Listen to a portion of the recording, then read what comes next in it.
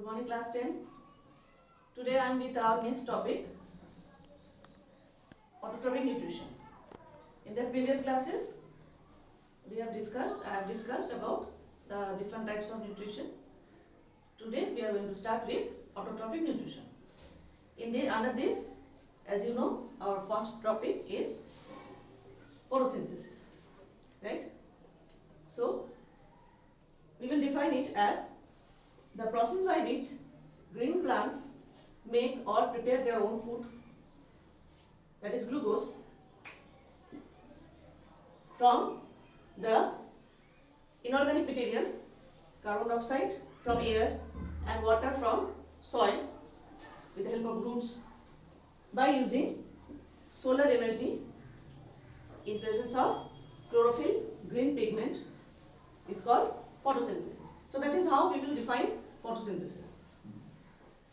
Chemically, when we represent photosynthesis, it is 6 molecules of carbon dioxide from air react with 12 molecules of water for preparation of 1 molecule of glucose.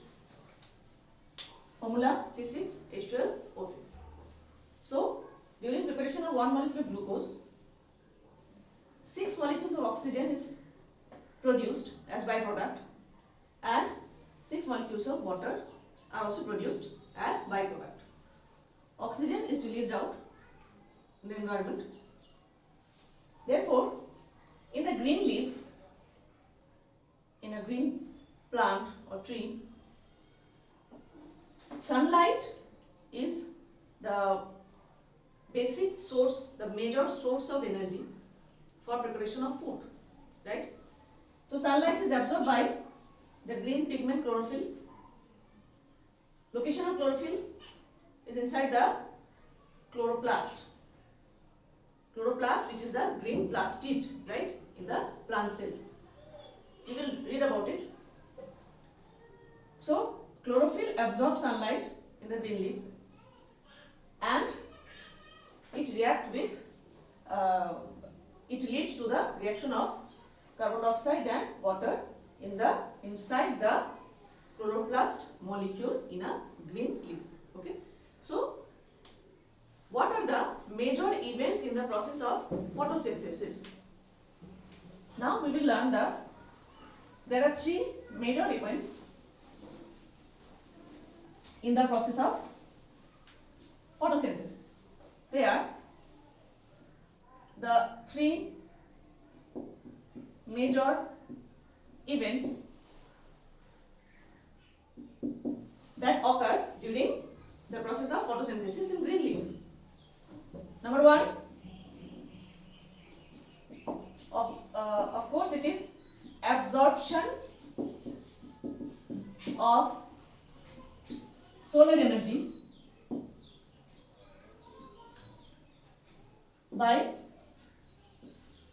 chlorophyll. Chlorophyll molecule absorbs solar energy. This solar energy is utilization of this energy for the preparation of food. Now, sunlight energy, it is the light energy. It is stored in the form of, can you say what type of energy? Yes, most of you know, it is stored in the form of chemical energy. Right, chemical energy in our food. Now, and next in the chapter respiration, we will read that when this food is broken down or oxidized, that chemical energy is released in the form of different other types of energy. For example, mechanical energy, which help us to do our work, right? So, the next event is conversion of this light energy to chemical energy, and also during this process there is splitting of water molecule. splitting of water molecule into oxygen and hydrogen. So conversion of the second step is conversion of light energy to chemical energy and splitting of water molecule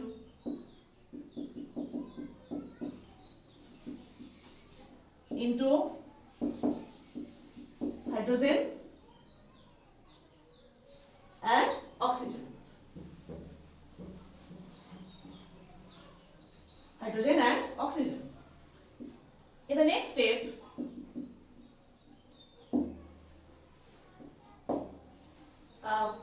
although you should know that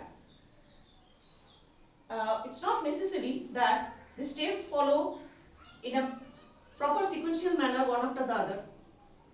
Okay, it depends on some part of the steps depends on presence of sunlight, whereas rest of the part can be completed even in absence of sunlight. Okay, so basically these two steps, these two events occur in presence of sunlight. Therefore, these are known as light steps or light phase. In higher classes, you will read about it. Whereas the last step, the third event, that is reduction of carbon dioxide and production of glucose C6H12O6. So this carbon dioxide molecule is reduced by what? By hydrogen, and then glucose molecule is produced. And also, what is the source of energy? That is light energy, that is which is converted into chemical energy and stored in the food glucose.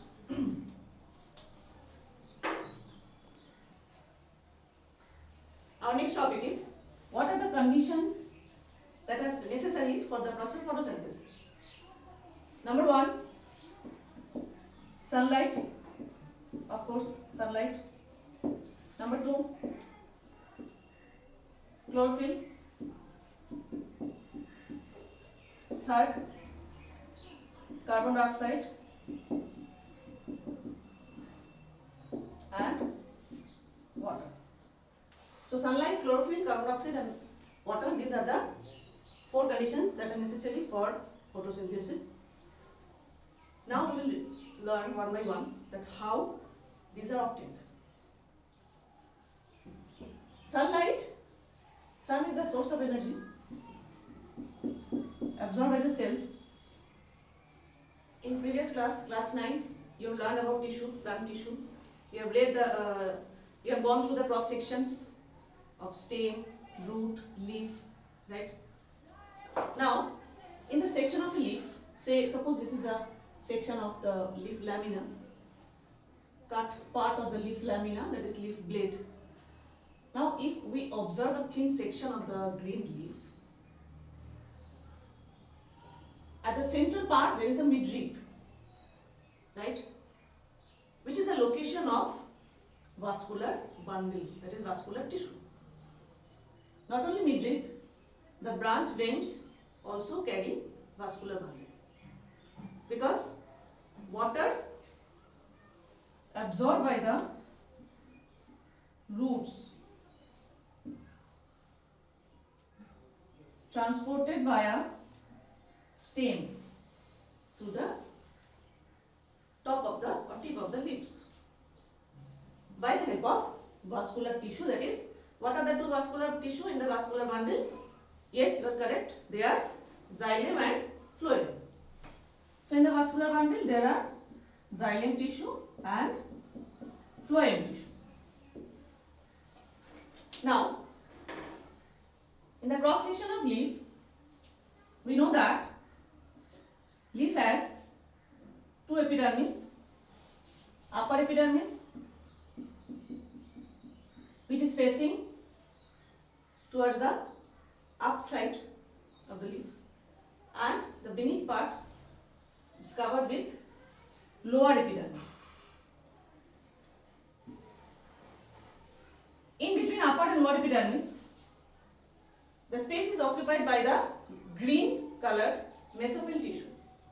Whereas I should remind you, the epidermal tissues are colorless. They do not contain chlorophyll pigment, right? Therefore, the green color is due to the green mesophyll tissue in leaves,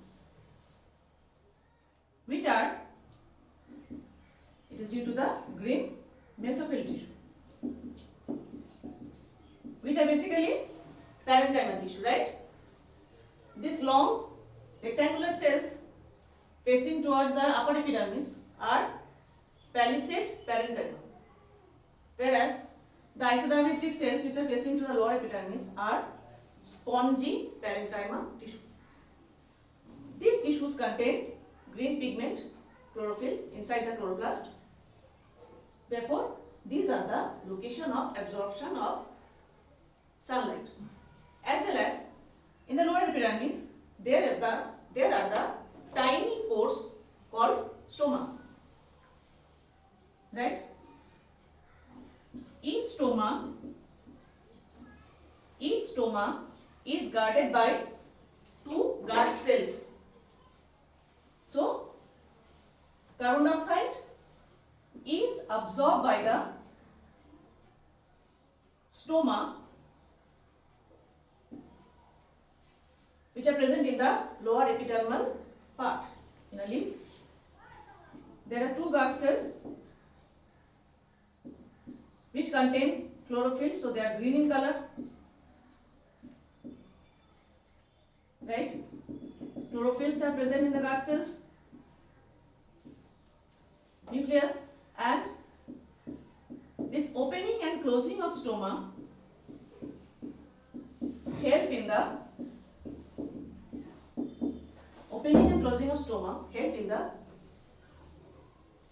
absorption of carbon dioxide gas and release of oxygen gas in air. Therefore, these green mesophyll cells are the location for absorption of carbon dioxide, presence of chlorophyll pigment which absorbs sunlight energy, and water also, which finally arrive to these cells and they take part in the process of photosynthesis. For this, or to prove that, there are few experiments which show that sunlight is necessary for photosynthesis, chlorophyll is necessary, and carbon dioxide is necessary. Therefore, my request to you all is, please go through your text. Please go through your text, whichever text you have, or preferably NCERT. There are experiments which show that sunlight is necessary for photosynthesis, and there is release of oxygen gas by the there is release of water vapor by transpiration as well. But for today, okay, so for today your homework is, after the class,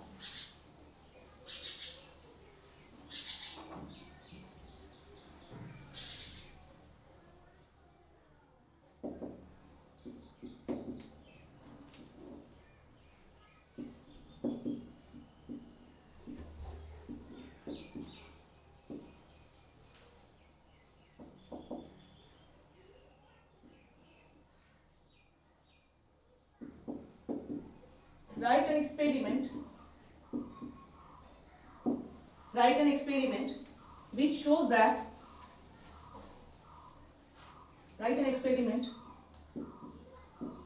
that sunlight is necessary for photosynthesis.